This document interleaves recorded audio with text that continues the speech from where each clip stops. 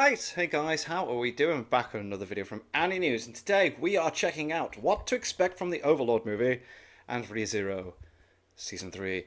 I'm excited for both of these things. The Overlord movie, I really want it to be a cinema release in the UK. I think that would be boss. Love seeing Overlord content. And apparently, I remember reading or seeing in one of the content videos that the Overlord movie in the original light novels is set in between seasons or something, or but it's to do with Demiurge, which is also always cool. Love Demiurge, absolute boss, genius character. And ReZero Season 3, cannot wait to see that as well. Cannot wait to see what happens next.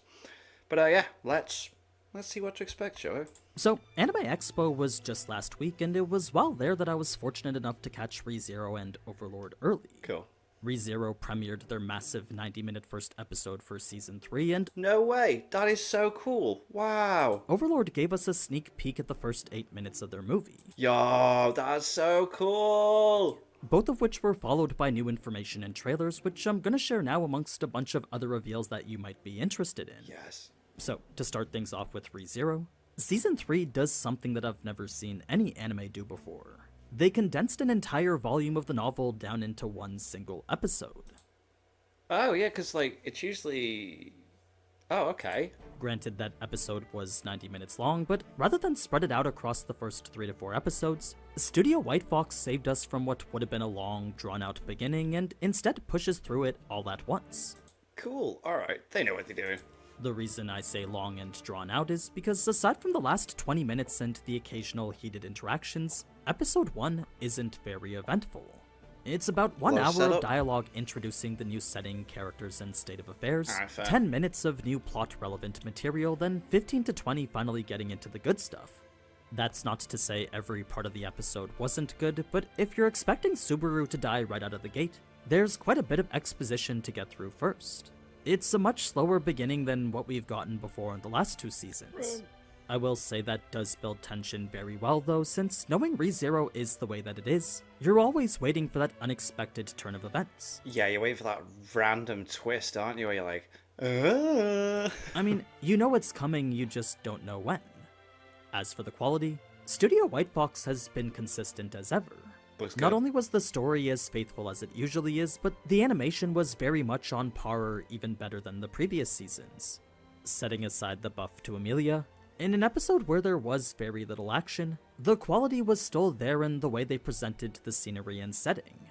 It's a bit hard to explain without being able to show on screen, but I'm sure you'll understand as soon as you watch it for yourself.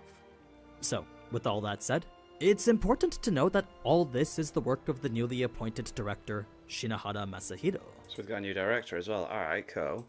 As someone who'd only directed specific episodes before, this will be his first time directing an entire season. Oh, well, at least he's worked on the show prior, so he does have... that's cool. A promising start considering the bold move to make episode 1 90 minutes. This is something I'm actually very glad he did, since to me it shows he understands that all this exposition is important, while at the same time expresses his desire to get into the action. It was kind of like him saying, hey, I know what it is you want to see, but you just gotta get through all this first so you can understand everything.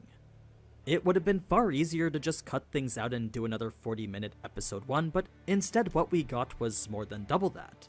If anything, I personally think it's a solid testament of what's to come. Switching over to Overlord now, while this was only 8 minutes in total, it was an amazing 8 minutes jam-packed with action. I won't spoil exactly what happened, but the majority was Demiurge, I guess, introducing himself to the Holy Kingdom. There were new characters and a little bit of CGI, but the blend of CG and 2D animation was a whole lot better here. Cool. I can confirm for anyone with doubts that movie budget Overlord looks astonishing. Cool. What went to surprise me more than anything though wasn't the exceptional quality or Demiurge reprising his role as Yaldabaoth, it was instead the announcement that Overlord will be showing in IMAX. I couldn't even tell you how that works with anime, but for me an IMAX film is one of the most immersive film experiences out there. It's a significant enhancement to both the audio and visual experience that I'm sure will make the movie seem more phenomenal than it is already, especially with its recently confirmed runtime of over 2 hours. Yo, sick! That's right, In a press conference that happened just over a week ago, the producer of the movie confirmed it to be longer than 2 hours. Does that include credits, though? Like opening credits, end credits as well? Or is that like the actual runtime? That's on par with the Fate Heaven's Feel movies and even longer than the Demon Slayer ones. So, for an arc that's covered across 2 volumes in total, I do believe 2+ hours is enough to adapt it faithfully. Obviously, it won't cover everything, but that's where I'll hopefully be able to fill in the gaps for you. With some good content. Alright. As for the official release date, in Japan it's confirmed to be September 13th. Everywhere else is still up in the air, but if I had to guess, I think a safe estimate would be 2 to 3 months after. I mean, the Blue Lock movie reached overseas after 2 months, and the Haikyuu movie came after 3. Okay. There's clearly been an increase in the speed at which anime movies are brought overseas, so while a few years back I would have expected the movie to take 6 months to reach us, I wouldn't be surprised if it came before Christmas now. In any case, for the time being we have this brand new trailer to work with. The most hectic by far as it shows quite a bit of what to expect from the movie. Aside from Best Girl Nea and a whole bunch of other characters, the standout for me was the focus on Shizu. She's the only Pleiades who hasn't gotten some solo screen time, so I'm happy to see that that's potentially what we'll be getting. That and some epic looking fights from pretty much everyone. Cool. Now, it's been a while since I've updated you on the Overlord figure, so I figure now's a pretty good time to do so. Okay. For those of you that don't know already, together with all your input, I've been making an officially licensed Overlord figure. That is cool. The last couple months were spent choosing who and what the figure will portray, and after 3 rounds of voting, it was decided that we would recreate this scene. Ain's casting The Goal of All Life is Death. Cool. The figure itself will consist of 3 main components, all of which tie heavily into this iconic moment. So, there's Ain's in his unusual robe garment, the clock as seen here attached to his back, then a base formed by 1 or 2 magic Cool. circles So from be when able he to was spin. casting his super tier magic. I do have several 2D sketches I wish I could show you, but unfortunately due to licensor restrictions I can't. If I did and they found out, then all progress on any of the designs would have to be restarted. No. So, what I've decided to do instead is vividly describe each option in this Google form here. That way you can sort of envision what it is we're dealing with and still leave feedback on how it takes shape.